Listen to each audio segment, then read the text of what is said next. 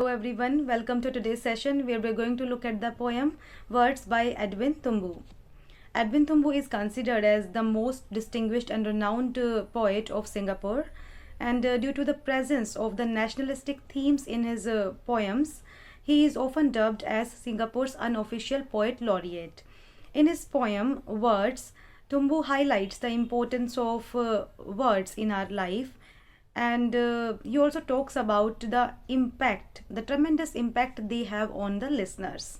So let's begin the reading of the poem. I'm reading out it to you. Words are dangerous, especially the simple kind you leave behind for others, for undesirable relatives and assorted purposes. So what poet wants to say here is that words can become dangerous, especially those words which you speak for others when they are not present before you. When you speak the words in the absence of the person and the words are for him or her, those words can become dangerous because they can be misrepresented by undesirable relatives or friends for specific purposes. They are understood simply, edited, taken with a kind of air, a careful disregard. Their plainness complicates. So here poet is further elaborating that however you have spoken the words in a simple manner, but they are edited, they are manipulated and modified, and they are completely changed into a different kind of air with a careful disregard, means deliberately their plainness or simplicity is complicated, and such changed version of your words when reach to the person for whom you have spoken those words, it can create, it can cause problem, it can hurt them, it can cause grievous results. So through this first stanza, what the poet wants to convey is that whatever is uttered, what you utter, or what you speak, the words must be chosen with a great care because they can be manipulated and can cause problems or can hurt somebody grievously. Next stanza. When you say, tell him please that the anger has come to pass, that friendship is not maimed, or please do come, but after the fever has been put aside. When you mean to be polite, careful, explicit, considerate, circumspect, adopting the proper tone, you are likely to be quoted as saying he won't. So in through this stanza or these lines, Thumboo has very beautifully described the that how words have the power to reveal one's state of mind, and that's why words should be conveyed through proper tone and gestures. As in this particular example, Thumboo is giving this case of anger, that when you become angry, then you express your anger by angry words, and those angry words may hurt or displease others, and they will evaluate or they evaluate you according to the words you spoke. However, when your anger disappears and you return to your normal state, and then you say that to forget your angry words, and that friendship is not affected, friendship is not maimed, in a way when you become polite, careful, explicit, considerate, sagacious, or honestly adopting, you are honestly adopting your natural way of talking. When your anger subsides, you try your best to convince the others that forget your angry words and the friendship is not maimed or affected.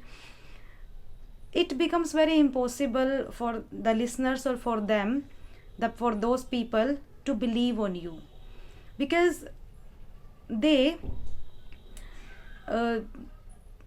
they find you, or it is possible that they may find you later when you come to your natural state. They may find you very cunning, or a person of affectations.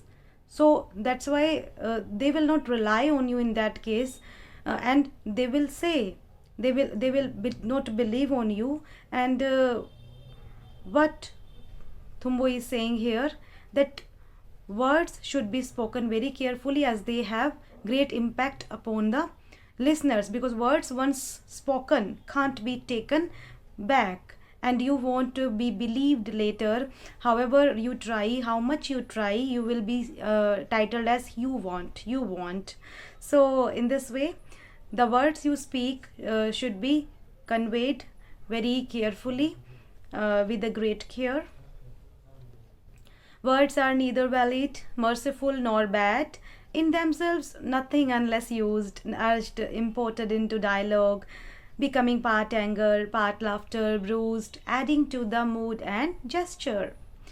So these lines are telling that words are simply words. Words are nothing. Words are neither valid, merciful, nor bad or good. They become bad or good when they are conveyed with a proper tone.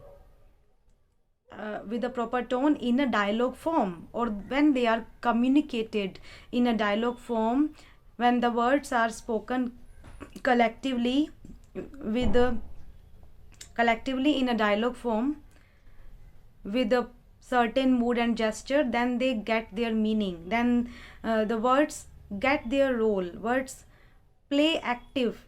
Words become active and playful when they are communicated, when they are spoken in a dialogue form with mood and gestures. It is these emotions, feelings, gestures and moods which give them their importance, their role. They become useful, because whenever when it is the context, it is the mood or gesture which give them their role, when they are used to show anger, when they are used to express laughter, or when they are used to hurt others. So it is this words themselves are innocent. They are nothing until they are being used with in a dialogue form, in a meaningful dialogue form with proper mood and gesture. Words are words, except for us. They are not personalities. We make them into poems. Here poet is reasserting that words are simply words. They don't have their own personality. They don't have their own importance, use or role. It is we who give them their importance, role or use. We make them into poems. So here, being a poet, Thumboo is saying that for the poets, words are a part of the poems. Words are a part of the poems to express their feelings, their emotions, and it depends upon the poets or the speakers that how they use them. So in this way, overall we can say words are not offensive or corrupt. They are innocent.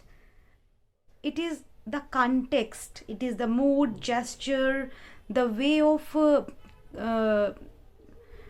deliverance, or the way we convey, which give them their role, which make them important. So this was the poem Words by the Singaporean poet Edwin Thumboo, and I look forward to see you in the next session. Thank you for now.